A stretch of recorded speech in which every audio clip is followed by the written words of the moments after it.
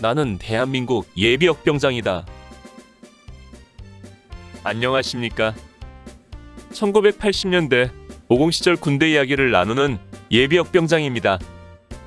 오늘도 저의 옛날 군대 이야기와 함께 추억여행 떠나시죠. 나의 상병 시절 8번째 이야기. 팀 스피리트 82 훈련. 3. 훈련 준비, 사격과 기동. 첫 번째. 팀 스피리트 훈련의 준비 과정에서 행군과 더불어 중요한 것이 바로 전술훈련이었습니다. 팀 스피리트 훈련 자체가 한미연합 전술훈련이었기 때문에 그 훈련의 각 개체를 이루는 예하 부대들은 그에 맞는 전술 운용을 위한 준비훈련이 필수였던 것입니다.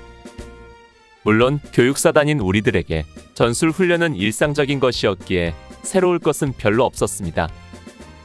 야전훈련 자체가 곧 전술훈련이기 때문입니다. 또 나 같은 일개 사병들에게 전술훈련이라야 명령에 따라 공격과 방어를 실시하면 되는 것이었지요. 물론 그 과정이 쉬운 것은 아니었지만 지난 이등병과 일병 시절을 지나면서 그 모든 것을 체득했기에 이제는 눈을 감고도 능히 수행할 수 있었습니다. 그러나 이같이 통상적인 훈련도 상부에서 내려오는 지휘계통의 명령과 이에 따른 대대, 중대 간부들의 긴장감은 부대 분위기를 살벌하게 만들었습니다. 쉽게 할 수 있는 일도 긴장되고 어렵게 하는 것이 그 당시의 군대였던 것입니다. 그러다 보니 이에 동조하여 움직여야 하는 우리들은 같은 훈련을 해도 훨씬 힘든 느낌을 받을 수밖에 없었습니다. 팀 훈련을 대비한 전술훈련은 평소와 같은 중대단이 분소대 전투를 훈련하는 것과 아울러 대대단위 대규모 전술훈련도 실시되었습니다. 이 같은 팀 훈련을 대비한 대대단위 대규모 야전 기동 훈련을 사격과 기동이라 불렀습니다. 사격을 하면서 신속히 기동하는 작전이라는 의미 같았습니다. 평소 중대 단위로 실시하는 전술훈련은 각계 전투와 분대 전투, 소대 전투 훈련 등이 있었습니다. 우리들은 평소에 중대에서 짠 교육 일정에 따라 보병이 배워야 할 수십 가지 훈련을 실시했는데 이번 팀 스피리트 훈련을 앞두고는 행군과 더불어 전술훈련을 가장 많이 실시했습니다. 특히 1월 말에 실시된 혹한기 동계훈련은 매일 야간훈련을 편성하여 주간 교도훈련과 야간훈련을 병행하므로 그동안 배운 전술훈련을 대대 차원에서 점검하는 시간이었습니다. 그러나 2월에 접어들면서는 공용화기 집체 교육이 실시되므로 우리 화기소대는 자체적으로 화기의 전술적 운용을 훈련하였습니다. 그리고 이어서 우리 중대는 격오지 파견을 나가는 바람에 잠시나마 팀 훈련을 대비한 각종 훈련에서 열애할 수 있었습니다. 17일간의 짧은 격오지 파견이었지만 그 덕을 톡톡히 본 것입니다. 격오지 파견 근무가 끝나고 자대로 복귀한 뒤 팀 스피리트 훈련을 대비한 대대 단위의 대규모 전술훈련이 2차례 실시되었습니다. 그 첫 번째 훈련은 팀 훈련 출동을 일주일 앞둔 1982년 3월 16일 화요일에 있었습니다. 이날 오전 8시부터 오후 5시까지 사단 화학대 뒤편 학조리와 공리 이론 야산에서 사격과 기동, 주간훈련이 실시된 것입니다. 우리 3대대 전 병력이 돌격군장의 모든 편제화기를 지참하고 화학대 뒷산으로 이동했습니다. 우리 기관총에는 공포탄이 100발씩 지급되었습니다. 야전훈련이 아닌 당일 교육훈련에서 공포탄 100발씩 지급된 것은 처음 있는 일이었습니다. 우리는 화학대 뒷산의 완만한 구릉지대 공터에 모여 대대장으로부터 작전의 개요를 설명 듣고 세부적인 작전 지시는 작전회의를 다녀온 중대장 소대장을 통해 하달받았습니다. 대대장이 전한 작전의 개요는 다음과 같았습니다. 하나, 대대는 목표점에 있는 가상의 적진을 향해 주간 공격을 실시한다. 둘, 선봉중대인 제9중대가 제1선으로 전 중대원이 좌우 산계하여 동시에 공격하고 뒤이어 제10중대와 제11중대가 연이어 파상적으로 공격을 실시한다. 셋, 소총중대의 공격에 맞춰 중화기중대의 지원사격과 지원중대와 포병의 화력 지원을 요청하여 입체적 공격이 되도록 할 것이다.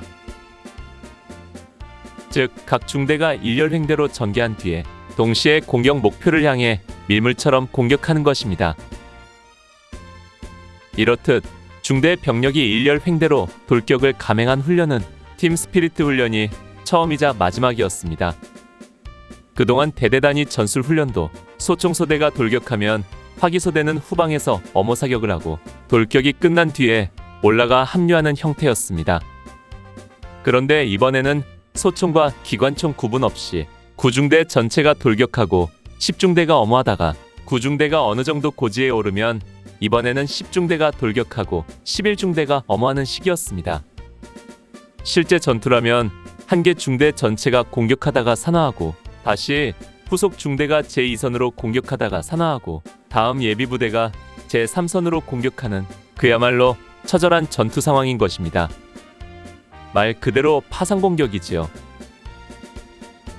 이 같은 작전은 사실 강원도 산악에는 적합하지 않고 개활지가 넓은 평야나 야산 구릉지대 같은 곳에서 실시하는 전술이었습니다. 산악 지형은 굴곡이 많아 높낮이가 일정하지 않기 때문에 이 같은 기동작전은 펼치기가 어렵기 때문입니다. 역시 팀 스피리트 훈련은 개활지가 넓은 경기도 지역에서 펼쳐지기 때문에 이 같은 훈련을 하는 것이었습니다. 이윽고 주간 위장을 마친 구중대가 공격 전개선에 상계했습니다. 목표는 화학대 뒤쪽에 완만한 능선상에 돌출된 봉우리였고 공격 전개선에서 목표까지는 500여 미터 이상 되어 바라보기에 까마득한 거리였습니다.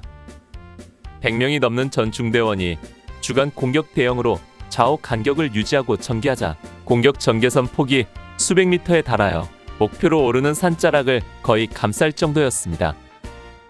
9중대 뒤에는 역시 공격 엄호 및 대기조로 10중대도 상계하여 위치했습니다. 마침내 메가폰을 잡은 대대장으로부터 돌격 앞으로 명령이 떨어졌습니다. 대대장이 직접 교육훈련장에 나와서 지휘하는 것도 보기 드문 일이었습니다.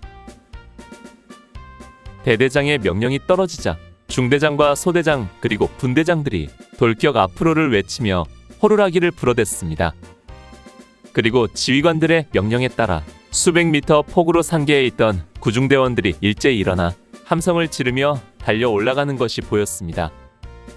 또한 그 뒤에서 대기하던 10중대원들의 엄호 사격하는 공포탄 소리가 사냐를 뒤흔들었고 일대는 순식간에 전쟁터가 되었습니다.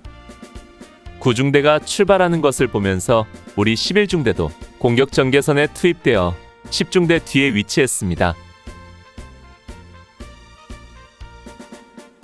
오늘 추억여행에 함께 해주셔서 감사합니다. 다음 이야기를 기대해 주시고 구독과 좋아요 부탁드립니다.